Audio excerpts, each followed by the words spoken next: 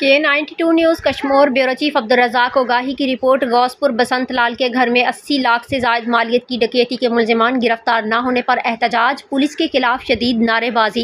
गौसपुर के मुखीपाड़े में 2 हफ्ते कबल हिंदू ताजर बसंत लाल के घर में 80 लाख रुपए से ज़ायद मालियत की डकैती के मुलज़िमान गिरफ्तार न होने के खिलाफ हिंदू पंचायत, JUI, SUP, कौमी अवामी तहरीक और सिविल सोसाइटी की जानिब से एहतजाजी रैली निकाली गई। शटरबंद हड़ताल के बाद मंदिर चौक से निकाली गई रैली में सैकड़ों शहरियों और कारकुनों ने मोबाइल फोन्स की टार्चें रोशन करके हाथों में प्ले कार्ड्स उठाए और पुलिस के खिलाफ शदीद नारेबाजी की।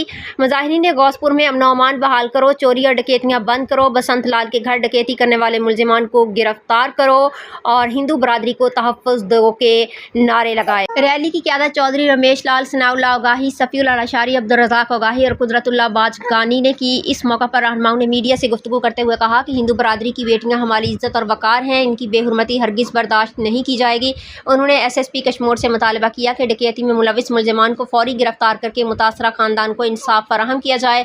मुकर्रीन ने खबरदार किया कि अगर पुलिस और ज़िला इंतज़ामिया ने अपनी कारकर्दगी बेहतर ना बनाई तो एहतजाज का दायरा मज़ीद वसी किया जाएगा।